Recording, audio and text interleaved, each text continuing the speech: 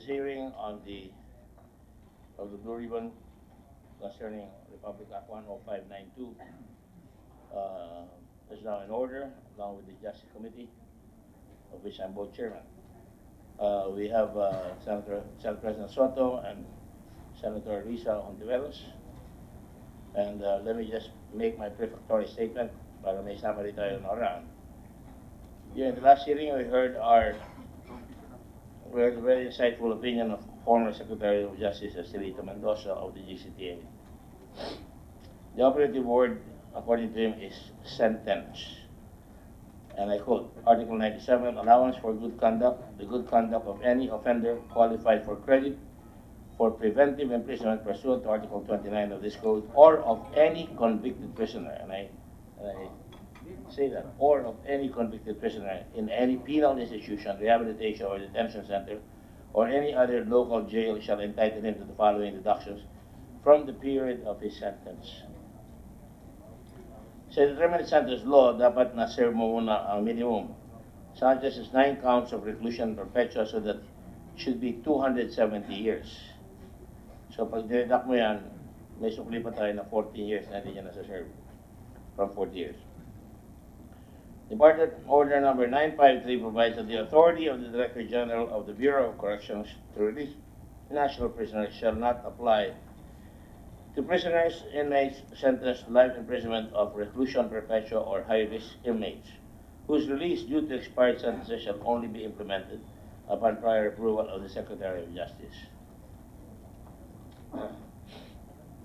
Further Department Order Number 953 provides that in order to ensure that the computations made by the Bureau of Corrections is accurate, specifically the grant of GCTA, the Director General of the Bureau of Corrections shall issue a certification as to the correctness and accuracy of the computation of the credits granted and the expiration of sentence of the prisoners affected.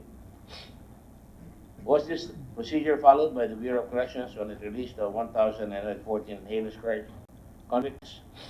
As I said during the last hearing, I'm convinced na may hanky-panky dyan sa GCTA. Cash on doon. True enough, there is indeed such an arrangement. We heard Ms. Yolanda Camilon recount her story. She said she paid 50,000 pesos to have her husband released earlier using the GCTA. She implicated one Major Maribel Mancillo, Custodian Officer Veronica Bruno, and Staff Sergeant Ramoncito Roque.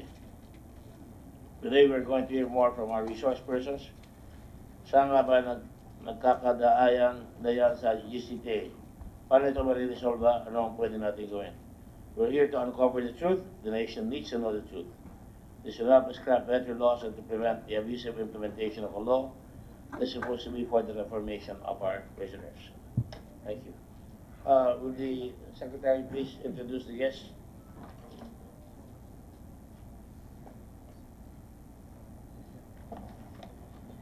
Good morning, Mr. Chairman. Our resource persons for today, we have Mr. Nicanor Faldon, former Director General of Bucor, Attorney Frederick Anthony Santos, Chief Legal of the Bucor.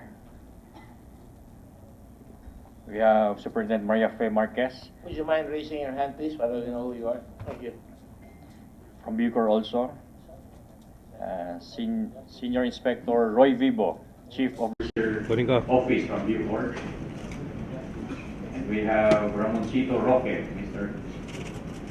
Chief Documents and Record Section of Bucor also. From the BJMP, represented by Jail Superintendent Ruel S. Rivera, Deputy Chief for Administration, and their Chief Legal Service, Dave Joseph. Inspector Michael Caceres. Who's Inspector Michael Caceres? We have Attorney Dante A. Garan, Legal Service of BJP. the Director of National Bureau of Investigation. Attorney Reynaldo Bayan, the Executive Director, Board of Pardons and Parole. Administrator Manuel Co, also Pardon and Parole Administration. Commissioner Manuel Lito Luna, Presidential Anti-Corruption Commission. Mr. Arsenio Evangelista, And we have Chief Senior Inspector Maria Belinda Banzil of Bucor and Miss Veronica Bunyo from Bucor also. Those are our guests, Mr. Chair. Okay. Thank you and good morning. Thank you all for coming here today. We have, who is the Secretary of Justice here present by any chance?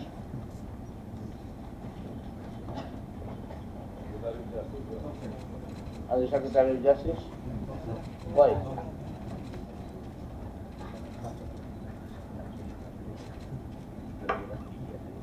Huh? Hold them.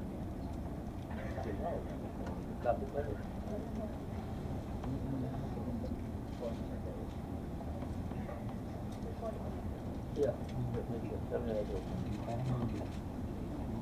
All right. I'll go first to Secretary Faldon. Undersecretary Faldon. You're all under oath. By the way, can you administer the oath to the new ones? Yung mga bagong dating dito, kayo lang kayo, Belinda, Mabel, Veronica. Pakitay lang po. Please raise your right hand. Do you solemnly swear to tell the truth, the whole truth, and nothing but the truth in this investigation? Pakisabing oo po kung sangayon kayo. Thank you po. Pakisabi po lang po. Undersecretary Faldon, you are familiar with 953? Department Order 953? I'm not familiar, Your Honor. That is the order of the Department of Justice under Secretary Kagiwa. Kagiwa. No? Secretary Kagiwa, before you took over the Bureau of Prisons. And have you read it? Listen to the specific orders been repeatedly cited in this honorable court, Your Honor. In this honorable. Hindi nyo pa nabasa? After the first session, sir, I read it. Ano yun? After the first hearing, sir, when Ito. it was pointed out here, yes, sir. Yeah. I read it, sir. But Did prior you to that, it was just recent when the Secretary informed me about the department order. That's the first time I heard about it, Your Honor. Senator Dillon was the one who asked you a question about 953. We both had the same certificate, the same order, no? I show you 953, and I will just ask you questions. Because hindi ba dapat alam ninyo kung ano ang mga department order ng Secretary of Justice, lalo na sa inyo, Bureau of Corrections kayo?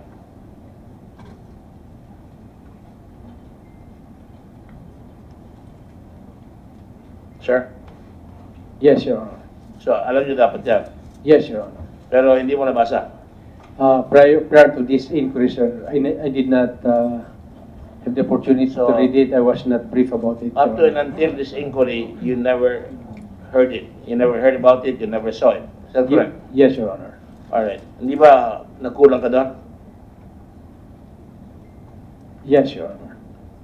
Thank you for being forthright. Talagang nagkulang ka doon dahil dapat binabasa mo lahat ng department order, mga circular. Yung bang mga tao mo, hindi ka sinabihan nun? No, Your Honor. Attorney Santos, you never knew about department order number 75953? Sir, alam po namin yung Department Order Can you put the 953. microphone closer to you? Alam po namin yung Department Order 953, sir. Ang nangyari lang po, nung na-implement namin yung RA 10575, may repealing clause po yung 10575 na all orders, decrees inconsistent with this act. And we relied on Section 8 na ang control and supervision, ang control po ay asamin na, ang DOJ po administrative supervision. Kaya nangyari po, halimbawa po expiration of sentence, 40 years expiration of sentence. Pagka po inidala pa namin yan, one month prior to the expiration, dinala po namin sa DOJ. Tapos dumating po yung araw na expired na, 40 years. Pagka po hindi namin siya pinalaya, tapos may nangyari halimbawa sa kanya sa loob, nasaksak siya doon, namatay, mahirap din po ipaliwanag yan. Kaya po, pagka nag-expired na po yung sentence niya, pinaprocess po talaga namin yon para mai-release na po siya. Ang dami mo nasilutan, tinatanong ko lang kung alam mo yun. Yes, Your Honor. Alam mo, Yes, sir. ang sinasabi mo, hindi applicable dito? Sir, nung implementation po ng 10575, yes sir, hindi po namin in-apply. Bakit? Kasi po, ang 10575 po na batas na galing din dito, doon po kami nag-rely na ang control po Okay, no? Ayun, nakalagay dyan, pati GCTA, nakalagay dyan eh. Ba't mo sasabihin hindi applicable yan? sinunod lang po namin sir itong sa aming tingin applicable po itong RA 10575 sir. Iyon lang ang sinusunod dyan, hindi yung mga department orders. Pero ano po, sumusulat din po kami sa DOJ tungkol sa pag-release po ng mga tao na expired na po yung sentence. In fact, 3 beses po kaming, may letter po kami, 3 beses po kaming sumulat sa DOJ para ma-revoke po ang 953 citing 10575, the repealing clause of 10575 na nare-repeal na po ng 10575 ang 953. Your Honor. The repeal, that is your opinion. Yes, Your Honor. No, sir. It's in the law, sir. Andito po ang asad RA 10575 po. Is, Yung repealing clause.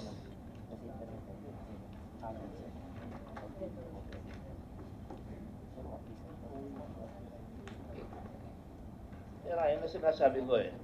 Yung law was enacted 2012, right? 2012. Tapos, nag-expand yan. Because pag may law, naglalabas yung hepe ng agency, like in the case of this secretary, Kagiwa, naglalabas siya ng administrative order. So, nahuli administrative order, correct? Kaya lang po, yung implement... No. Yeah. Malinaw yan.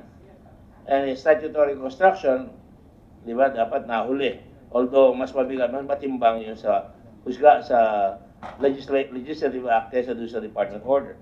But department orders are supposed to interpret what the rules are concerning GCTA, concerning expiration of sentence. Would you agree? Yes, Your Honor. So, you agree. Now,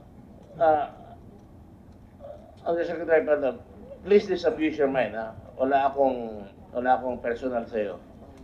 Not sa inyo. Ito we're just trying to do our job here, no? Para malinaw, kasi headline kayo na sa inquiry, parang pinipersonal ko pati presidente. Hindi totoo yun. And I don't have to explain myself. You know me. Now, I just want to say this.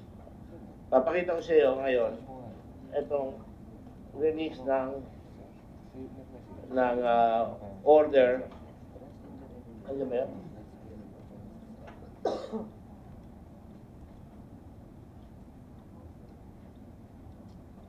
Pwede na kaya?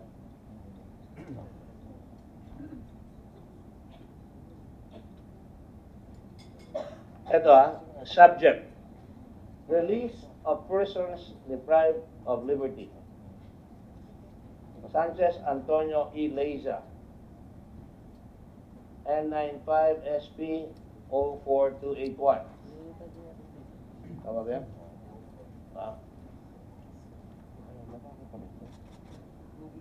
For having served 40 years upon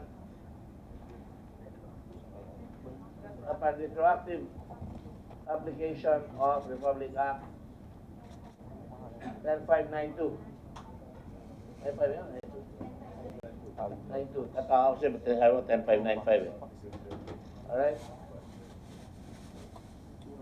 At pursuant to the provisions of Article 70 of the revised penal code. Date, August 20, 2019. Okay na lang. References, and I quote, references Department Order Number 953, dated November 26, 2015. So alam nyo, Hindi po dumaan sa akin yung... pero alam ni Nick, alam mo yan, di ba? Pinirma mo yan eh. Yes, sir. I signed that document, sir, but the exact wordings of the 953 Hindi until mo na nabasa, recently. hindi mo na nabasa maigi. Yes, sir. Okay, but the point is, nakalagay dyan, Department Order 953 dated November 26, 2015. Decision of the consolidated, help me out, petition with GR numbers 3212719 and 214537. Wala po rin kasi buka po dito.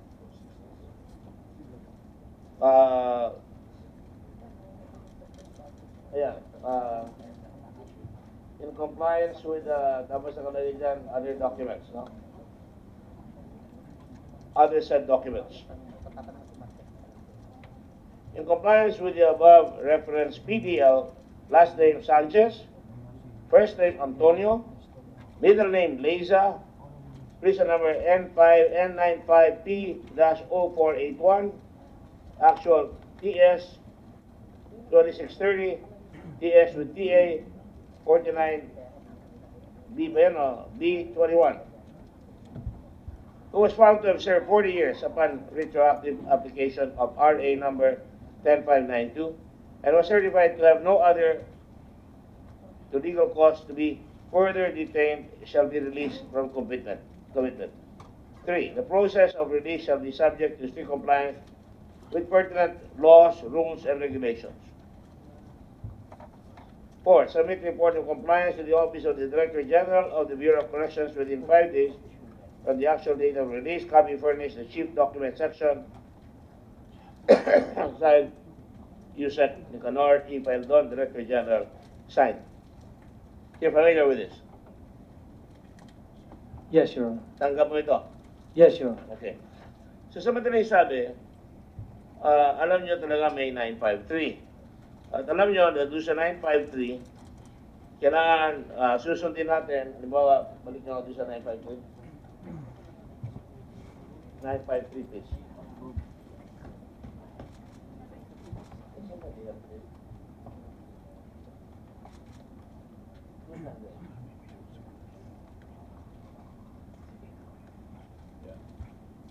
Alright. Sa 953, malinaw na malinaw dito na I will read it to you. Para mas madali. Department Order now, 953. In the interest of the service and pursuant to the provisions of existing laws, the following rules procedure is hereby adopted and implemented.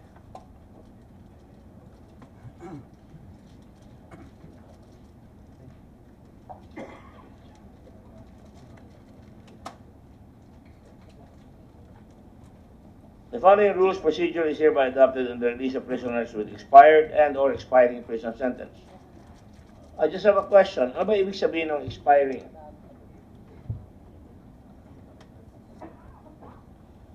Nick? The specified number of years or the term has been served, Your Honor. The term has been served. Yes, Your Does Honor. that include computation of GCTA? It includes the computation of GCTA. That is my understanding, So- Your Honor. Do you agree, attorney? So sa may din sabi, expired na siya. Dahil na-compute na yung GCTA. Pero ito nakalagay, no? Number 1, the release of all national prisoners with expired sentence shall be approved by the Director General of the Bureau of Corrections or his authorized representative in accordance with the mandate of the Bureau to exercise authority, jurisdiction over matters pertaining to the operations of the prisons. Malinaw? Malinaw yung paragraph na sa'yo, Nick? Yes, Your Honor. Alright. The said authority of the Director General of the Bureau of Corrections to release of national prisoners shall not apply to prisoners, inmates sentenced to life imprisonment or reclusion perpetua or high-risk inmates whose release due to expired sentences shall only be implemented upon prior approval of the Secretary of Justice. You're aware of that? Not prior to this inquiry, Your Honor. Prior to this inquiry. Okay. Ang sinasabi mo, di mo alam ito dahil di mo nabasa bago prior to this inquiry. Pero lumalabas dito, and correct me if I'm wrong, Mr. Lawyer, Attorney Santos, nakalagay dito, malinaw. Shall not apply to prisoners, inmates sentenced to life imprisonment or reclusion perpetua. So malinaw, hindi sila pwede. Alright. 3. In cases where the release of prisoners shall require the approval of the Director General of the Bureau of Corrections, only the Bureau shall furnish the Secretary of Justice with a list of inmates due to be released at least 1 month before their expected date of release. Naintindihan mo yun, Mr. Fenlo? Yes, Your Honor. So, madaling sabi, kailangan 1 month before their expected date of release dapat masasabihan ang Secretary of Justice. Nangyari po ba yan? No, Your Honor. Hindi nangyari. Okay. 4. In all cases and in order to ensure that the computations made by the Bureau of Corrections is accurate, specifically as regards the grant of good conduct time allowance, credit for preventive imprisonment, and other similar credits affecting the sentence of an inmate, the Director General of the Bureau of Customs shall issue a certification as to the correctness and accuracy of the computation of the credits granted and expiration of sentence of the prisoners affected. Naintindihan po ninyo yan? Yes, Your Honor. Dapat mag-i-issue kayo ng certification, ano po? Yes, Your Honor, according to the department order, Your Honor. Nangyari po ba yan? No, Your Honor. Hindi nangyari. Okay. Thank you. This order, notwithstanding, the Secretary of Justice shall not be prevented from requiring submission for review of the department documents necessary for the release of inmates when circumstances warrants. All issuances affecting the release of inmates due to be expired sentence, particularly Memorandum Order Number 17 dated 19 December 2007, is hereby repealed, revoked, amended, and or modified accordingly. The order shall take effect immediately upon further orders. Signed, Alfredo Benjamin Caguiwa, Justice na yun ng Supreme Court. Now, lumalabas dito sa nakita ko sa inyo na talaga pumirma kayo ang Secretary Pendon doon sa Memorandum of Release. Ano sinasabi niya, di ba? Para yung process magsimula na. Yes, Your Honor. Pero hindi nyo sinabihan si Secretary of Justice na meron na kayong computation, hindi kayo nag-certify. Is that correct? Yes, Your Honor. Hindi kayo nagsabi. Sinabi niya na yan kanina. Now, having said that, nasaan yung release? Itong release order, nakita nyo, kayo pumirma dito, doon sa release order ni Sanchez. Kayo po. Yes, Your Honor. Alright. So, hindi totoo na hindi nyo alam na lalabas siya. As I explained it, sir, in the previous hearing, to be exact, 1 hour and 25 minutes, I recall that order, Your Honor, on the same date of Yeah, of course. August I 20. understand. I'm going there. I'm going to that point.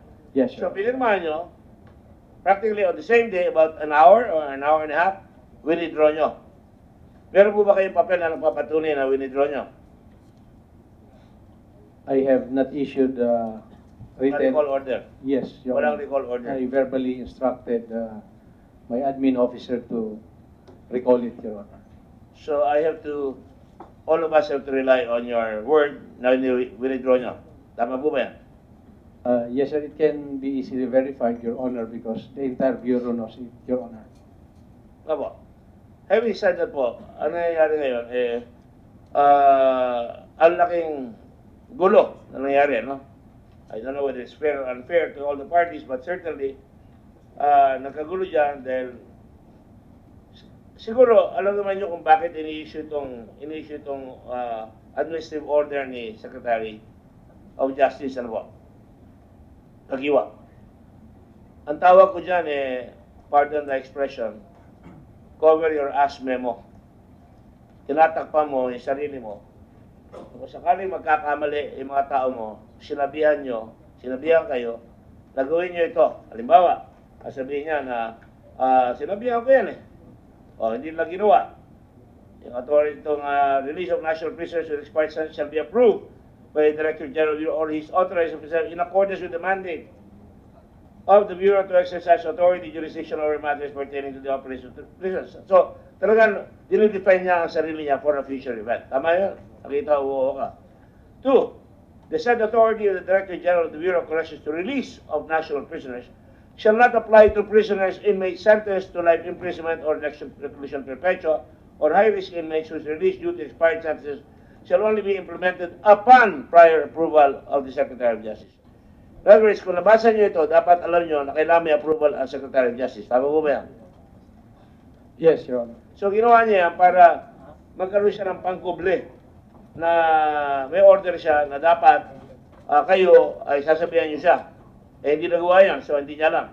Pangatlo, sabi niya, in cases where the release of prisoners shall require the approval of the Director General of the Bureau of Corrections, only the Bureau shall furnish the Secretary of Justice with the list of inmates due to be released at least 1 month before the expected date of release.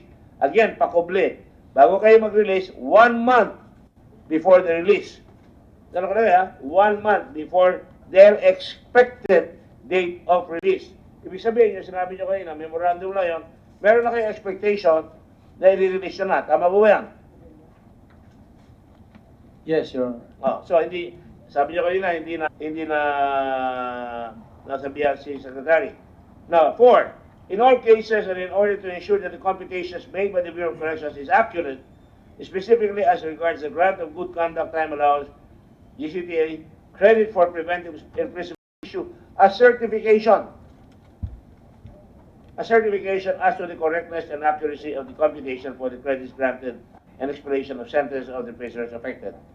Tama ho yan? No. Tama ho yan? Yes, Your Honor. So magsa-certify kayo. Ito palayo ko dun sa life imprisonment. Labas na yon, di ba? Ito dun lang sa mga iba. Pero sa life imprisonment, no. Hindi pwede. Hindi pwede na papalabas kayo ng life imprisonment ng walang prior approval ng Secretary of Justice. Kalinaw po ba yan?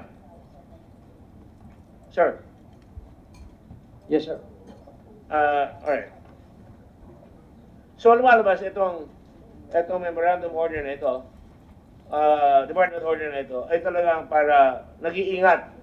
Ang tawag doon, due diligence or extraordinary diligence pa ang tawag dyan. Dahil pag nakalusot na yan, nahihirapan na tayo. Malaking gulo. So ginawa yan ng Secretary of Justice to protect the Bureau, to protect the Secretary para hindi ka magkakamali. Hindi rin siya magkakamali dahil dapat alam niya yung ginagawa mo.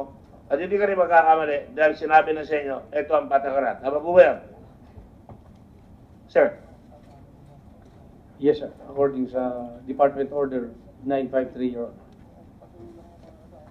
So in other words, nag-iingat lang, no? Such ang due diligence po, ang tawag namin dyan sa batas ay such a measure of prudence. Ano bang prudence sa Tagalog? Prudence, activity, or assiduity as is properly to be expected from ordinarily exercised by a reasonable and prudent man under the particular circumstances, not measured by any absolute standard but depending on the relative facts of the special case. Yan po eh, Black's Law Dictionary. In other words, dapat lahat kayo, meron kayong due diligence na ginagawa. Para talagang mag-aaral. Ngayon, sir, kahit na hindi nyo nabasa itong order na ito, tatanungin ko kayo ngayon. Palagi nyo, nag-due diligence kayo, alam nyo na ito si Sanchez ay malaking kaso ito, 9 cases of life imprisonment, at robbery with, murder with rape, ang kaso niya, dapat siguro nag-due diligence kayo, dapat nag-ingat kayo. Tama po ba yan? Of course, this is all with respect. Nangyari na yan eh. Naan tayo magagawa. Yes, Your Honor. Thank you. Good.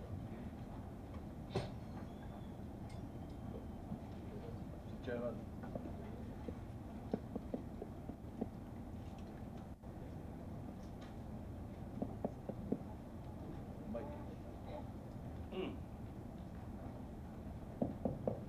Mr. Chairman. Microphone, please. Yes, sir. Hello. Yeah. Mr. Chairman. I'm not surprised with the answer of Yusek Paidon. He said he's not aware. But I am very much surprised the answer of Attorney Santos. Because Attorney Santos and Chief Superintendent Faustino, how long have you been with the Bucor? 23 years, Your Honor. Hmm? 23 years. 23 years. In the release of Chen Chan ETs,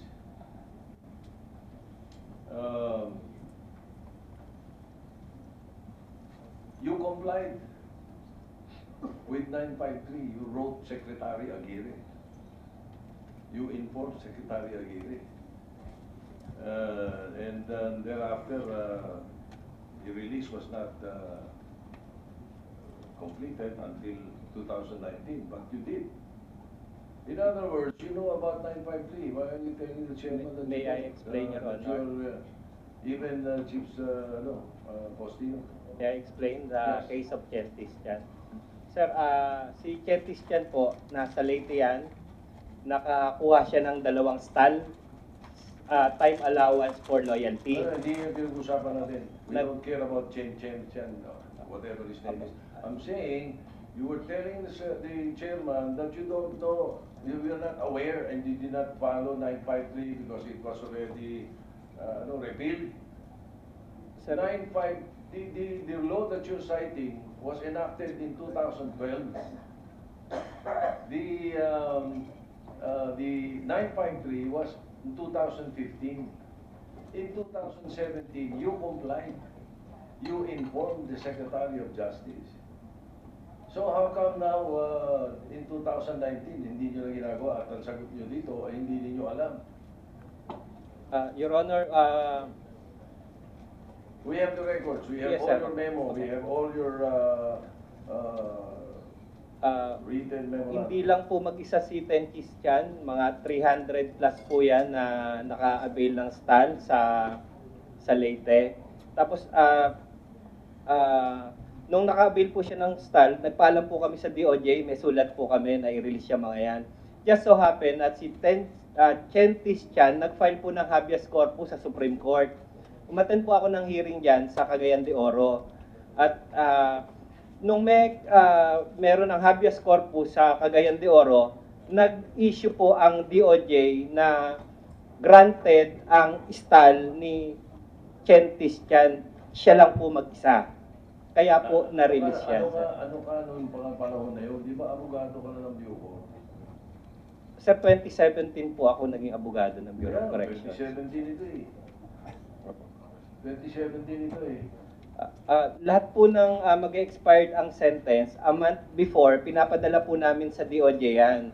Pagka po dumating na yung expiration of sentence nila, pinalalabas na po namin kasi baka mamaya, pag nasa loob, pag nasaksak yan, pagka namatay, mahirap pong ipaliwanag din yun. Mr. Chairman, sabi nga ng mga professor, the resource person is unresponsive. Please answer the question. I'm saying, alam nyo, ino-complain ninyo yung 953 before. Bakit pagdating dito kay Sanchez, hindi nyo alam? That's why I'm saying, I'm not surprised at the answer of Yusek file doon sapagkat 1 year plus lang siya dyan. Kayo, 33 years kayo dyan eh. Alam nyo yung 953, ginagawa ninyo dati, ba't hindi nyo na ginagawa ngayon? That was the question. Sir, with the advent of when we received the order from the Supreme Court, the decision, sir, immediately executory po yun. Ang nakalagay doon, recompute and release with immediate dispatch if there are no legal basis to hold them. Yun po ang ginawa namin basis, yung pong decision. Talking about the retroactive effect of the law. Hindi naman yun ang issue rito. Ang issue dyan na tinatanong sa iyo, no, si Secretary Aguirre para Secretary of Justice, kung magpapalabas kayo, sinasabi niyo sa kanya, papalabasin na ito. Correct, panahon ni Ragas. Pero ngayon, ayan si Secretary Perdon, hindi niyo ginawa. Bakit? Walang kinalaman yung retroactive dyan. Walang kinalaman. Yun nga po, sir, baka ma-arbitrary detention naman kami dun sa Paano kayo mga arbitrary detention? Sir, delaying release of a prisoner po. Sorry? Delaying release of a prisoner. Kasi Kasi po, lang, life imprisonment yan, nakalagay sa order ng Secretary of Justice, hindi pwede yung pakialaman, kailangan Secretary of Justice, tama? Yes, Your Honor. Oh, mas nakakatakot yung papalabasin nyo, hindi dapat lumabas. Go ahead, sir. I am lost. The response is obvious. Yes. Ano, kinakaila, alam nila. Bakit kinakaila mo? No, Your Honor. Yes, you are. Sabi mo kay Aguirre, and that was just before Secretary Guevara came in, sinasabihan nyo, magpapalabas kami dito. Ngayon, sa Secretary Paildon, hindi nyo na sinunod. Sir, sinabi po namin yan. Ha? Sinabi po namin yung ano Kanino? yan, na kay Sir, yan 953 na yan. Sinabi mo kanino? Kay General na meron pong ganyan. Ang nangyari po kasi, Importante ito. Sinabi mo kay Secretary Paildon kailan? Bago niya pinirmahan. Sir, I can't remember that. Ano you cannot remember? You better have a good Yes, memory sir. here. You're a lawyer. Sinabi po namin, sir. Sinabi niyo kailan? Before, yes. Before the ano. Before he signed it. Yes, sir, na may 953. But not the exact, the immediate date of that release. Yan, linaw-linaw na sinabi ko. prior 953 says, pag life imprisonment, sinabi niya sa iyo yun, ha? Hindi mo pwede pa-approve yan, no? Hindi pwede mapirmahan yan.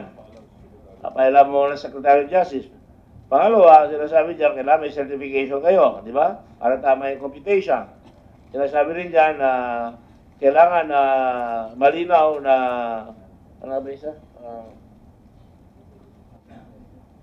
May communication kayo palagi sa Secretary of Justice. Kaya nga sinabi ko,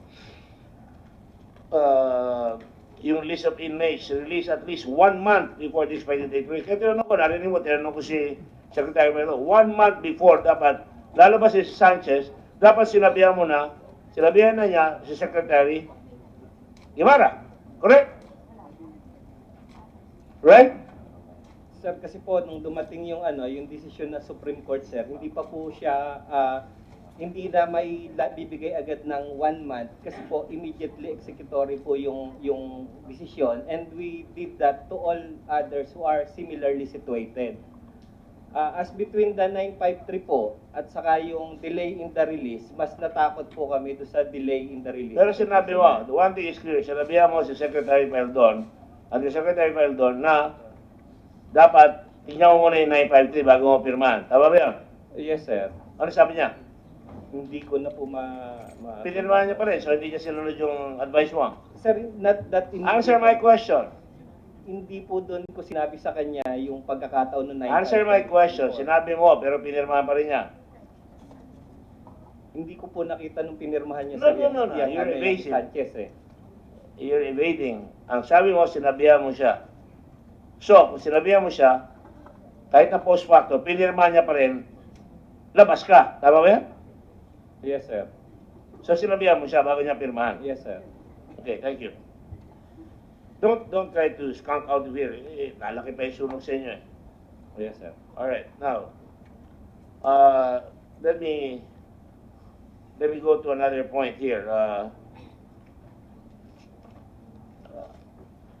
Undersecretary Paildon, you're an officer, captain of the Marine Corps. Yes, Your Honor. I have great respect for Marines. Yes, Your Honor. You know that. Always been supportive of our military.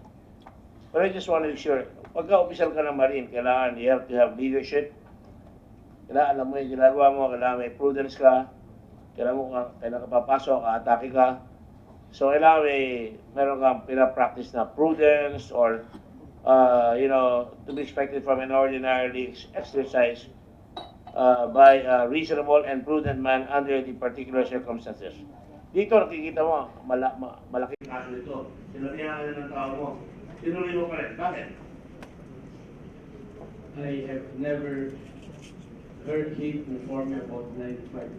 In fact, that is not the way to do it. If that is indeed true, they should have already sent me a prepared letter of endorsement to the Secretary, listing down those supposed to be released for that month, if that is indeed true. It never reaches my office any form in that manner, or did he ever mention this to me? So there was never prior information of this 953 to me, because if that is true, sir, then every time we make releases, then there should be a prepared communication to the secretary or my signature. But it was never done that manner, Your Honor. So sinasabi mo, hindi kanya sinabihan? Yes, Your Honor. I'm sure of that because they should be able to show me a draft memo addressed to the secretary endorsing the release Ginagawa of na, that. di ba? Yes, sir. Because hindi naman po ako yung gagawa niyan. It never happened in my 8 month at the Bureau, Your Honor. Sasabihin niya, boss, bawal yan. Yung ba sabi sa kanya? Boss, meron tayong 953. Hindi mo pwede pirmahan yan. Yung ba sinabi mo? Sir, I stand corrected, sir. Hindi ko alam kung sa kanya ko direkta sinabi. O Speak to sa the staff microphone niya. and do not mumble. Hindi ko po matandaan na kung sa staff niya o Hindi mo sa kanya. matandaan, ko napaka-importante nitong kaso ito, hindi mo matandaan. Go ahead, try your best. Ang alam ko po, sir, nasabi ko kung sa staff niya o sa admin officer o sa head executive assistant niya nung You know, nung mga panahon na yun. you're dangerously skirting with contempt. Evasive ka eh. Sinabi ko kanina, sinabihan mo si Undersecretary Paildon. Tama? Yes, Your Honor. Okay. So, yun lang. Sinabihan mo siya. Ano sabi sa kanya? Sir, baka hindi pwede yan. Pag-isipan muna natin. At certainly, in the past, pag kami ginawa kang ganon, pag kami pipirmahan si Secretary Paildon, ikaw ang kukonsultahin niya. Tama? Sometimes, sir. Kanina nung isang araw, nakita ko, ayaw kita pagsalitain dahil hindi ka, you were here as a lawyer, di ba? Pero ngayon, pwede ka na magsalita as a person with 20 years of experience, no? So ngayon, sinasabi mo, pwede mo na sabihin ngayon na sinabihan mo siya. Right? At ngayon, dapat, kung sinabihan mo siya, alam niya na bawal yon and therefore, nagkamali siya. Tama? Yes, Your Honor. Thank you. Now, having said that, hindi naman namin gusto mag-content, hindi mag-court of law ito, pero nagiging abogado tuloy ako ng litigation dito dahil napipilitan ako dahil pag ganun tayo eh. Secretary Paildon, hindi ba kayo nagulat na ito, napakalaking kaso na ito, papayagan natin, lalabas? Person convicted of 9 counts of life imprisonment. Nakalagay sa 953, hindi siya pwedeng palabasin. Hindi kayo nag-isip? 2 weeks prior to the day I received the endorsement of ex-Mayor Sanchez, it is the same lawyer and the other lawyers of the Bureau that I have thoroughly discussed the issues why he is going to be released. And it is the same lawyer as the chief legal who kept on insisting that there is no legal basis to hold any of those 11,000 that Sino can yung be. lawyer na yun? Attorney Santos, Your Honor.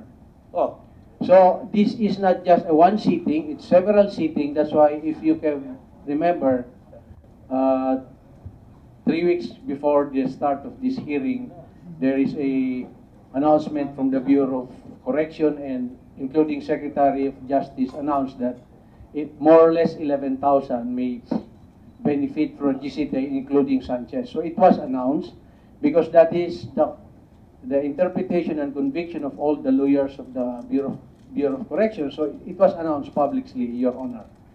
So even without their approval, I stopped the release of Sanchez. Even up to the last moment I stopped it, all the lawyers of the Bureau believe that there is no legal basis to stop the release of Sanchez, Your Honor. but you know, even the courts will not tolerate the stupidity of a lawyer. And I'm not saying you're stupid. I'm just citing so many decided cases and you're aware of that, correct? Nagkamali ang abogado, sinunod, dali pa rin yung kliyente mo, tama? Yes, Your Honor. Now, having said that, sinasabi niya, mukhang may moral suasion ka sa kanya. Yung nga, sinabi ko nga, na nandito siya, nakatabi ka niya, hindi siya magsasalita kung di ka niya kukonsultahin. So in other words, kinonsulta ka niya. Kinonsulta ka niya ba dito? Yes, sir. O, ano ba sinabi mo? We believe that 953 is repealed by 10575, sir. How can it be repealed? Nauna yun eh. No, sir. 10575 was implemented. 10572. 10575, sir. Bucor Modernization Act was only implemented on May 2018. And that's our basis, sir.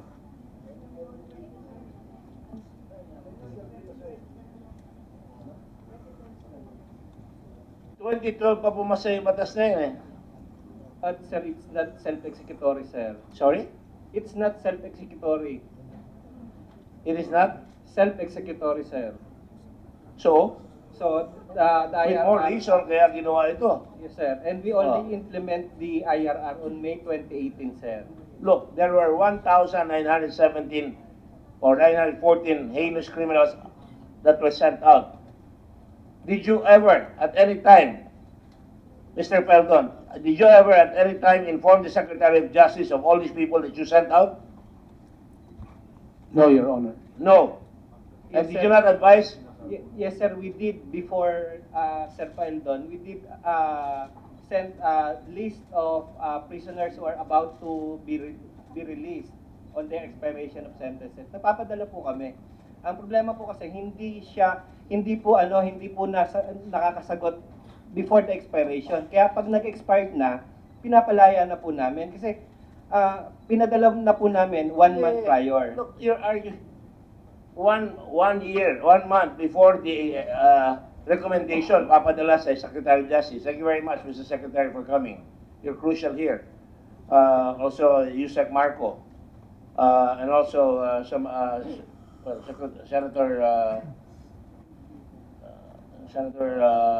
Bato was here earlier, De La Rosa, and of course, so I just want to point out na hindi tama yung sinasabi mo eh. Obviously, nakikinig sa iyo si Mr. Peldon, correct?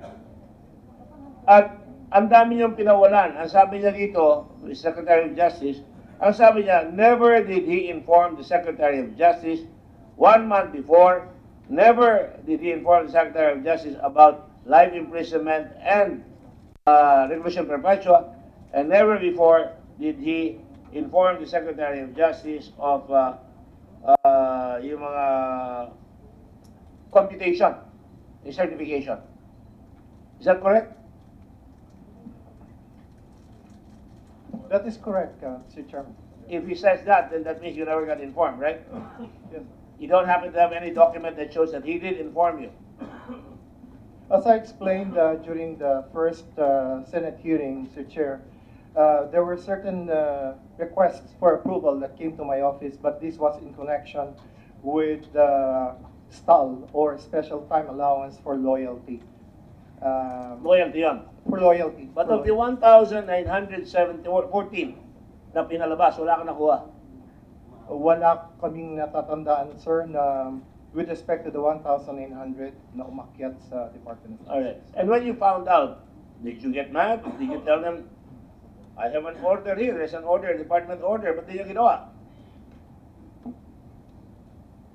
To be very, very candid and truthful about the matter, Mr. Chair. I expect no less.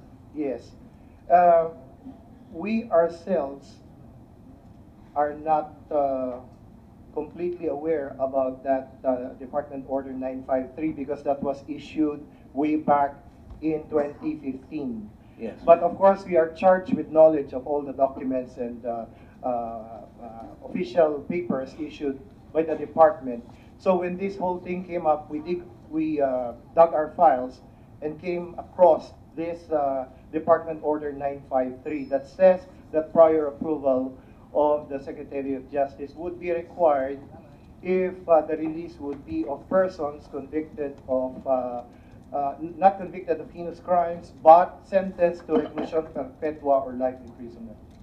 But nonetheless, even if you're not aware of that, hindi ba ang last touch dyan dapat, hindi naman last touch, yung dapat gagawa niyan ay yung head ng agency, in this case the Bucor, and obviously, because he's not a lawyer, he relies on the lawyer to advise him, but I told them, kasi hindi lusot yung mangingi ka ng advice sa lawyer, so, di ba dapat alam niya yon? Di ba pagka in-appoint siya dyan, dapat alam niya yon? like anyone else, like any other government official, we are supposed to be charged with knowledge of all the official documents within our department, whether current or prior to our tenure. Ignoratio legis non excusa. Ignorance of the law does not excuse anyone. Exactly, Mr. Chair. Thank you. Sir? Just one final point on this matter. The Attorney Santos insists that the law 105975 was enacted 2012 and 2018 sabi nyo ini-enforce. And so you believe that it is repealed, 953 is repealed. Then why do you keep on citing it in all your memorandums?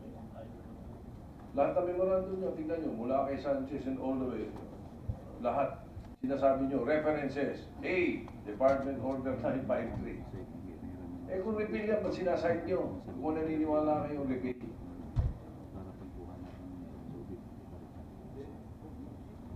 Sir, hindi po sa akin dumaan yung dokumento ng release, sir. Kaya hindi ko po nabasa yan. Dumaan sa iyo ang dokumento nino. Ng release po. Ng mga release, hindi po Lahat ng dumadaan release? sa akin. Dumadaan lang po pag nire-refer sa akin. Pero pag hindi po nire-refer, Pwede naman pakita nyo nga yung kanilang flow chart. Na andun ka. yes, sir. Pero hindi po dumadaan sa akin. Walang dumaan sa iyo, 1,917. Hindi po dumadaan na release sa akin. Nire-refer lang po nila pagka meron silang problema sa release. Pag may legal question po. Pero pagka wala po, dire-diretso po yan.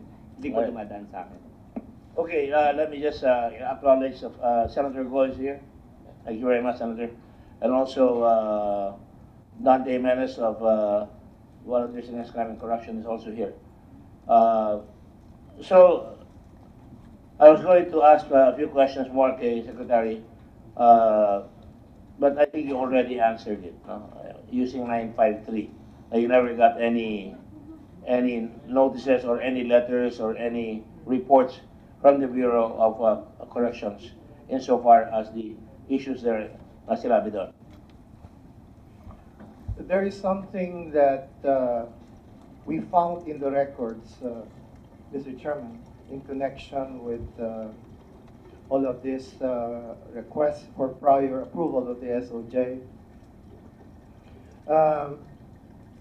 There was this letter coming from the Bucor sometime in 2018 requesting that the authority to release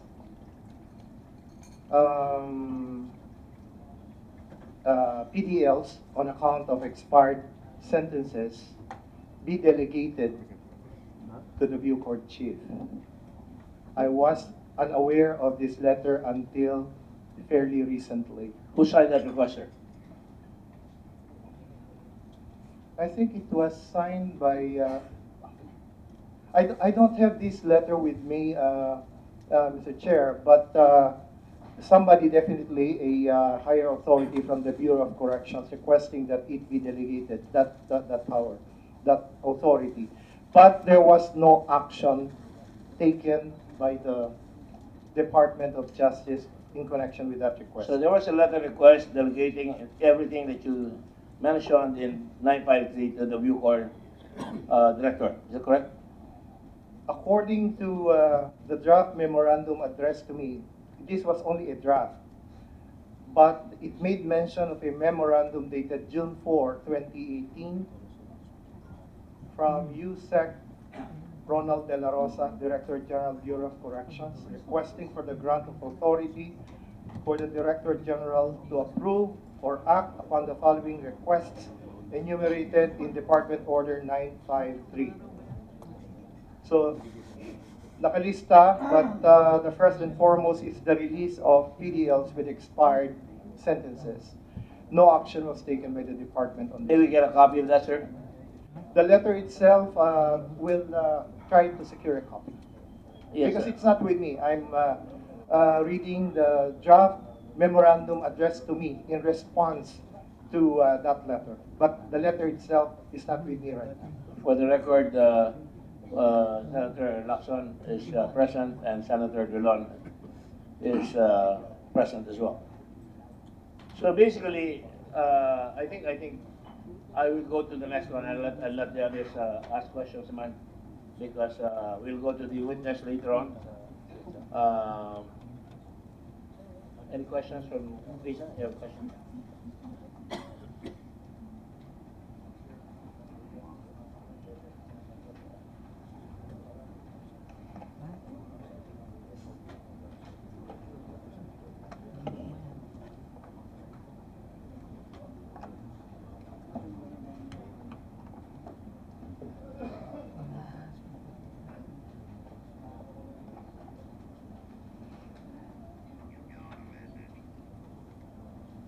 Mr. Chair, if I may.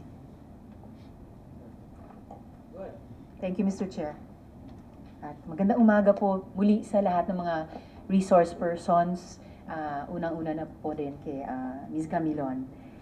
Dahil sa inyo po yung una kong mga tanong. But Mr. Chair, I'm really glad that lumalabas na yung ebidensya na nagpapatotoo sa GCTA for sale na binanggit ko nung nakaraang linggo. It's really shocking to hear about cases ng mga PDL na mayayaman na nakabibili ng GCTA. And what struck me most, Mr. Chair, is the concept of, as mentioned by Sen Ping, the concept of tanim pending, narrated by Mr. Ramoncito Roque. Malaking problema na nga yung may GCTA violation na binubura yung violation pero mas masahol pa yung walang GCTA violation pero ginagawaan. Ang tanong ko po, Mr. Chair, kay Ms. Camilon, considering na madami kayong nakausap, nakamag-anak na nakakulong, may nakilala po ba kayo na naging biktima niyang tanim pending na iyan? Yes po, ma'am. At sa estimation nyo po, Ms. Camilon, mga ilang pamilya ang nabiktima niyang GCTA for sale scam? Hindi ko po alam yung eksaktong bilang, ma'am, pero kung humigit po, ang isa po is isa, pero higit na po kami sa 10. O nga po, nung nakaraang hearing, Ms. Camilon, sabi nyo mga 10 to 20 ang nakausap nyong mismo. Pero kung yung mga nakausap nyo, sabi nyo ngayon higit 10, kung iyang mga nakausap po ninyong higit 10, may mga kakilala pa, posible bang may daan na yung mga inalukan ng GCTA for sale? Tama po kaya, reasonable po kaya yung ganyang estimate? Yes po, ma'am. Pwede nyo pa bang bigyan ng elaboration, dagdag na detalye yung komite namin tungkol dyan sa tanim pending na yan? Paano ba nag-ooperate yung scam na iyan? According po dun sa mga kwento sa akin ng mga ibang pamilya po doon, yun nga po, maraming umaasa kasi time to time din na may mga follow-up sila sa document section. Nabibigyan sila ng mga date ng paglaya ng mga pamilya nila. And then, pag dumating daw po yung date na yon, doon na po lumalabas yung mga pending cases nila.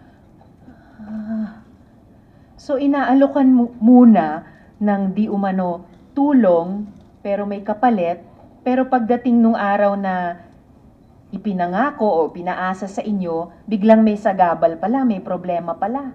Mostly po, ganun bang nangyari, madam? Ilan kaya yung kumakagat sa ganyang klaseng alok at ilan sa kanila ay naiipit naman sa isang biglang hadlang pagdating nung araw na di umano ipinangako? Kung sa mga personal ko po kilala, yun nga po, hindi na po higit ng 20. Pero dun sa mga kakilala pa rin po ng mga kakilala ko, marami din po nagsasabi sa kanila. So parang ang tawag nito, kung yung unang alok ay tatanggapin nyo, medyo parang madedehado kayo, pero pag umasa naman kayo, dehado din sa huli. Ganun po ang nangyayari, ma'am. Magkano po ba yung hinihingi sa bawat pamilya ng inmate sa ganitong klaseng scam? Sa ngayon po, wala po akong alam kung magkano po yung exact na amount na hinihingi sa kanila. Basta ang sa akin lang po, yung 50,000 ang talagang diretsahan na hiningi nila sa akin. Sa tingin niyo po, ganyan ding halaga ang hinihingi sa bawat ibang pamilya ng inmate? Sa obserbasyon ko po, depende po sa katayuan ng buhay. Depende po sa katayuan ng buhay. So, Opo. parang ano ba yan? Parang socialized tuition fee, ganon? Socialized GCTA for sale? Opo, kasi sa parte ko po, sinabi kong hindi ko kaya yung mga ganun amount. Kaya nagsabi sila sa akin na kahit yung 50,000 okay na. At saka magaan lang naman daw po ang naging case ng asawa ko. 50,000 ay okay na at magaan naman daw yung kaso ng asawa nyo. So, pwede po nating isipin na sa ibang mga inmate, hindi lang 50,000 yung hihingiin. Lalo na po yung naging mas mabigat ang kaso. Malamang po ganun. So, malaki-laking pera po ano kung imumultiply natin sa dami ng mga pamilya na iba-iba ang may kakayahan sa buhay, iba-iba rin ang gravity ng offense. Yes po. So, alam niyo po ba kung ano yung hatian? Wala na po akong knowledge, ma'am. Meron po bang, may alam pa po ba kayo na sino pa ang may cut? Sino ang may cut sa ganyang mga hinihingi nila? Wala na po akong alam, ma'am. Basta silang tatlo lang po na pangalan na na-mention ko, yun lang po ang talagang nakausap ko ng harap-harapan. At yung ilan po sa kanila ay nandito rin po ngayong araw sa Opo, ating ma'am. hearing. Salamat po, Ms. Camilon. Mr. Chair, tanong naman po kay Ginoong Roque, isa po sa mga resource persons natin na binanggit ni Ms. Camilon nung nakaraang hearing na diretsahang kausap nila dito sa GCTA for sale na to. Ginoong Roque, yung mga akusasyon ng GCTA for sale na iniharap po ni Ms. Camilon sa inyo ay napakaseryoso po talaga. Grabe pong mga akusasyon. Para po sa ating mga nagtatrabaho sa gobyerno, tatawagin po natin yan malfeasance in public office. So ang tanong ko po sa inyo, isa-subject nyo po ba ang sarili nyo, Ginoong Roque, sa isang lifestyle check? Sir, kung maaari pong sumagot sa mic. So you would subject yourself to a lifestyle check. At maaari po ba kayong magsubmit ng kopya ng inyong SALN sa aming komite? Yes, sir.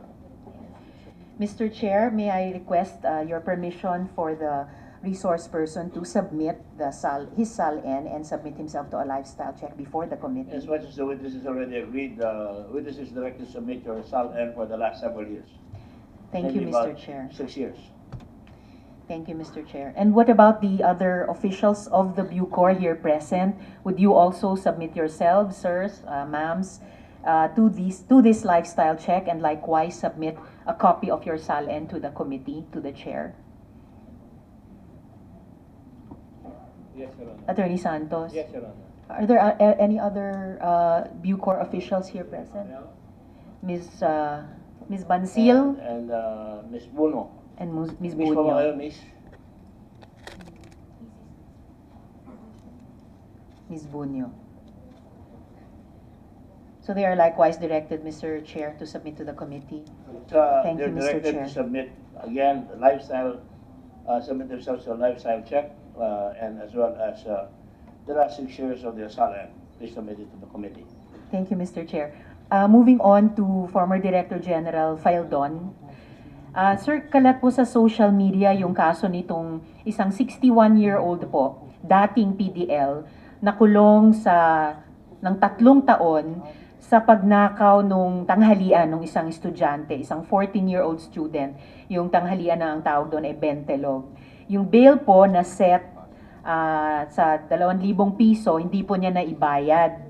So, nilipat nung RTC yung kaso sa Metropolitan Trial Court. Yung MTC naman, provisionally dinismiss yung kaso at pinadala yung order sa kanyang paglaya. Pero dahil sa technicality na yung release order daw, yung dismissal ay hindi galing sa RTC na nag-utos ng commitment ng inmate, hindi po inaksyonan ng warden yung order ng MTC. Nagka-stroke po si Lolo, tumagal po siya sa bilangguan ng 3 taon.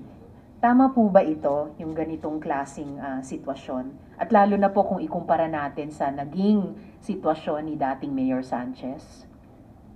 Your Honor, I would like to find out the detention of the subject PDL, Your Honor, because based on Bucor law, only PDL convicted of crime higher than 3 years are turned over by the BJNP to Bucor, but convicted of 3 years and below stays with BJNP until their release. So I would like to know if there was actually a turnover of this PDL by the BJNP to Bucor or not. I will report to this committee as soon as I come up with a specific of this case, Your Honor.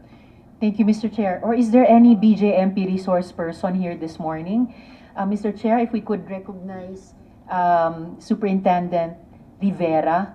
Rivera, you're recognized. Go ahead. Thank you, Mr. Chair. Mr. Chair, Madam Senator, good morning. I'm Chief Superintendent Ruel Rivera, the Deputy Chief for Administration of the BJMP. As for your question, ma'am, wala po kaming record po, but we will try to, bibigyan po namin kayo in case meron po niyan. Thank you, Mr. Chair. In fact, medyo na-anticipate ni Chief Superintendent Rivera yung isang request ko sa Bucor through the committee. Dahil po on the other side of the coin, Mr. Chair, meron tayong ganitong mga kaso, maitatawag na pauper PDLs, na parang nahuhulog na lang sa cracks ng sistema natin. Wala silang kapangyarihan, wala silang impluensya tulad ng pamilyang Sanchez. And dahil the committee is here trying to reform the penal system, revisiting our policies, maaari po bang i-request sa Bucor mag-submit sa komite ng listahan nung lahat ng mga inmate who have been jailed for more than the length of prison time imposed or possibly to be imposed by the offenses for which they have been convicted or detained, Mr. Chairman. Yes, of course. The Bucor, Secretary of Justice muna.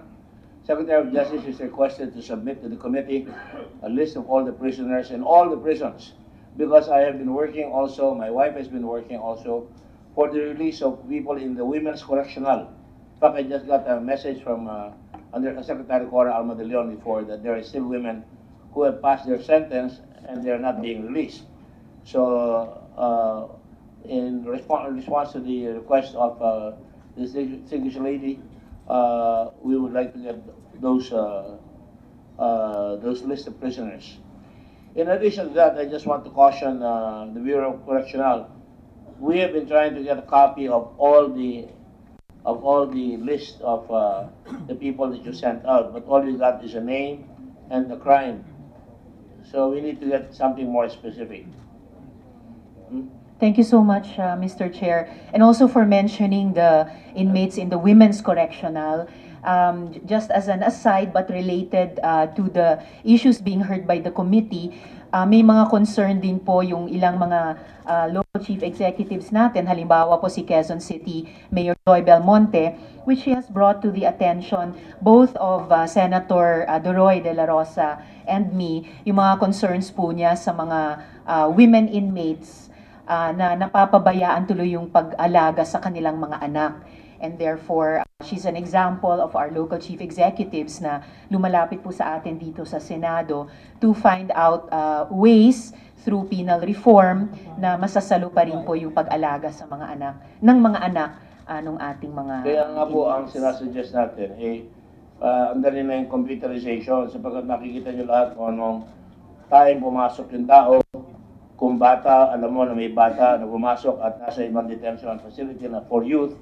At alam po natin kung gaano katagal na yung tao na doon sa detention prisoner at kailangan dito sa jail natin, yung mga women at saka men, especially yung mga women, marami na talagang graduate na hindi pa nakaka-graduate dahil wala talagang lumalabas na nakakatch sila doon sa bureaucracy. So, again, I reiterate my request to the Secretary of Justice na if we have to put it in the budget this year, I know you have a budget for it, but can you please manifest to us how much you need to make sure that this is computerized so these things will no longer happen, hopefully. I will, Mr. Chair. Thank you, Mr. Chair. Moving on po with the Bucor, and of course I will support the chair in following this up also in our budget debates. Bucor pa rin po, I have with me here and will submit to the committee, to the chair, a list of elderly PDLs given to me po by the CBCP Commission on Prison Pastoral Care. And may I ask the Bucor to, through the chair, look at this list and tell the committee kung sino-sino pa po dito ang nakalaya na at sino naman po ay nakakulong pa.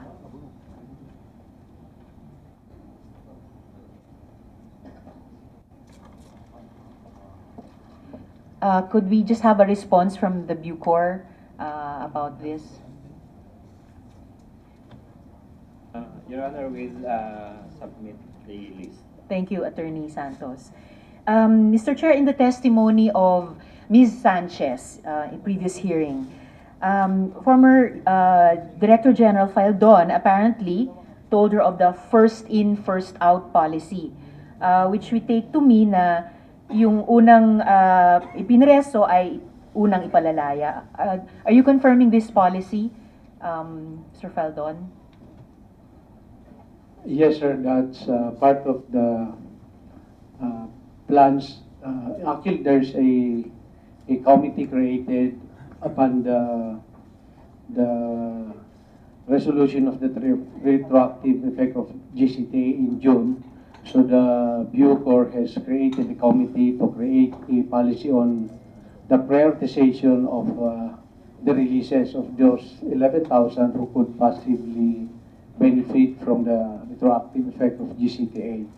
And priorities in their plan is the petitioner, followed by the first who have been admitted or in prison, Your Honor. So, and then following them is the old age. So that is the succession of the plan in releasing the PDLs that may benefit from GCTA, Your Honor. Sabi niyo, sir, may plano, may nilikhang komite, pero meron din po kayong existing uniform manual. Saan po nakalagay sa uniform manual yung first in, first out policy? It's, I cannot remember all the provisions of the manual, but naturally, ma'am, when you're the first one to, we're talking about the reclusion perpetuus here, you're the first one to be in prison. If there are no legal impediments for your release, you'll be the first one to qualify for release because your expiration of your sentence will firstly be served. So, in the case of the current situation, ma'am, all the PDLs accused or committed crime in 1992 have all been released. And the first 6 months of 93 have all been released. Currently, those who have been in prison or yes committed their crime in the second half of 93 are now the oldest PDLs in the Bucor facilities, Your Honor. Pero I seem to recall in the previous hearing, baka si Senping nakapag palabas nito, it came out that there were actually prisoners later in, pero naunang nag-out. So parang kahit sa ganitong alleged first in, first out policy na tinatanong ko po sa inyo, which doesn't seem to be in the uniform manual, hindi rin naman na ipatutupad ng ganyan. And besides po, how can we reconcile this supposed first in, first out policy dun sa policy of deducting prison days for every month of good conduct? Now, yung GCTA naman blind sa kung anong petsa unang pumasok yung PDL. So, paano po i-reconcile yung ganyan mga contradiction? Your Honor, the date of the commission of the offense is the date of final conviction is very critical in the computation of preventive imprisonment while undergoing litigation and the granting of GCTA upon conviction, ma'am. So the date is really very critical. In fact, one of the most critical data in the computation of entitlement to time allowances, Your Honor. Well, certainly the date is very critical, pero even more critical yung fairness ng usaping ito ng ng bawat kaso kasi hindi naman ito parang bandy clock lang na time in, time out. Pero pinag-uusapan talaga yung fairness sa mga kaso. Moving on, Mr. Chair. Yes, Mr. Chair. Yes, Mr. Chair. Just housekeeping here. My attention was called by Senator Lacson. Paige, can you move the Bureau of Correctional Personalities? Don't put them together because we will be cross-examining or interpolating some of them here, and they're all beside one another. Can we move the ladies first? Over here. Mabel? Oh, kakatabi kayo. All right. Maybe Mabel, you should be here. And Veronica, you should be here on the other side.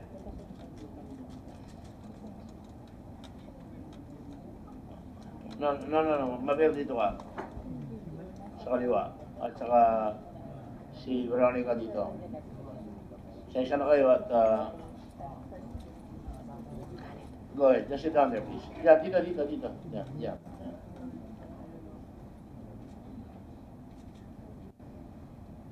Okay? Go ahead, please. Thank you, Mr. Chair. Ito po yung detalye that I was referring to earlier. And yes, I confirmed with my staff. It was Senping who brought this out in the previous hearing. For example, in the Chong case, Aznar was released in 1997. Also, Mr. Chair, we have a video of a woman whose father was imprisoned in 1995. So the Chong case, the conviction was in 1997, but Aznar was already released. So, Mr. Chair, moving on to the DOJ and for the Good Secretary. Mr. Chair, I understand that the GCTA policy has now been suspended. May I ask the Good Secretary what exactly has been suspended? Yung po bang retroactive application o yung application ng batas para sa mga PDLs incarcerated before 2013? Suspended po ba yung GCTA program for offenders of heinous crimes o yung buong GCTA program for all PDLs?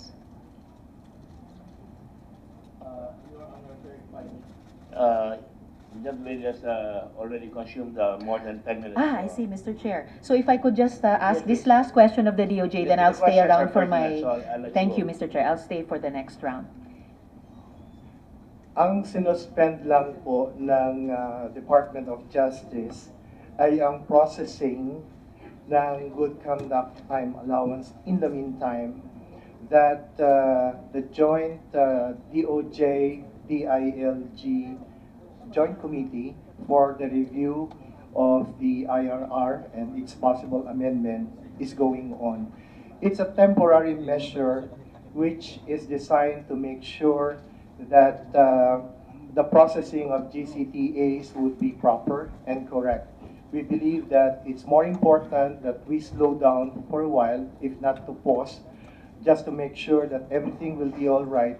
Because if you do not suspend, then that means to say this erroneous practice will continue to be done, even as we are reviewing the apparently erroneous IRR, which interpreted by practice the meaning of the law itself quite erroneously. So the law itself, the effectivity of the law itself granting GCTAs, Madam, is not suspended because they continue to earn GCTA. Those people who are entitled to good conduct continue to earn GCTA. It's just that the processing has been suspended. I understand, Mr. Chair. I'll suspend my questioning for the second round, only to say for now na I'm assured that yung sinabi ni Good Secretary that this slowing down, this pause is a temporary measure, and I'm confident that the department will set things right with the advice of the committee under the leadership of the chair. Lalo na po dahil in the second round, I'll bring up follow-up questions, for example, regarding the case of Nicanor Naz, na i-feature na po siya sa Inquirer. Isa po siya sa nag-turn in ulit sa sarili niya nung lumabas yung utos tungkol nito ni Presidente. So questions about how DOJ will ensure that the rights of such persons are protected and their rehabilitation continues. Pati po yung tracking down na di umano ay nangyayari para sa reincarceration. What the procedure is exactly and how the thoughts of the department on how this might run afoul of the constitutional prohibition on ex post facto laws. And lastly, of course, Mr. Chair, just some follow-up questions on possible policy reforms. So maraming salamat for now sa mga resource persons. Thank you, Mr. Chair. Thank you very much, Senator Risa. We shall now have Senator De La Rosa. You went out, but I will give you good conduct allowance, so you can ask your questions now. Later. Okay, all right. Thank you. Senator Go, you're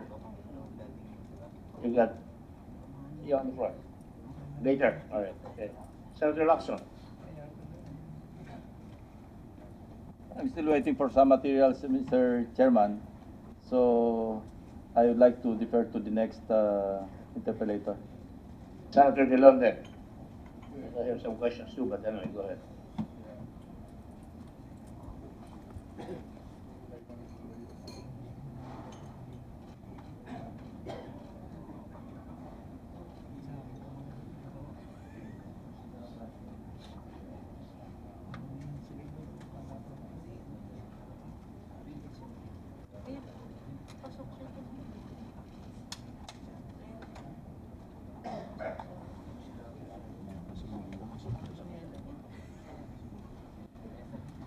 The way Mr. Evangelista of the VACC is here. I did not recognize him earlier. Thank you. Good morning. Thank you. Thank you, Mr. Chair. When was, what date issued memorandum ordering the release of Mr. Sanchez, Mr. Feldon? Is it August 10 or August 14? August 20, Your Honor. Are you sure it's August 20? Because I just saw a document. What can the chair help us on this? Is it August 20, sir? Huh? August 20? August 20, man? All right. Anyway, August 20. Now, you are aware that under Section 3 of the rules on the good conduct time allowance law, there is a management screening and evaluation committee, or MSEC. Do you recall that, Mr. President? Yes, Your Honor. Now,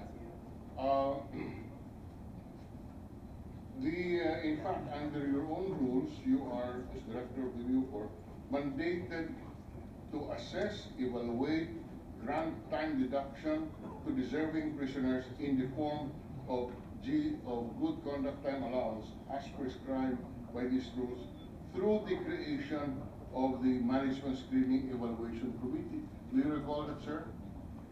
Yes, sir. Now, always question, and did you form the MSEC? Yes, Your Honor. There was a creation of special MSEC headed by the Director, Deputy Director General for Reformation as the final review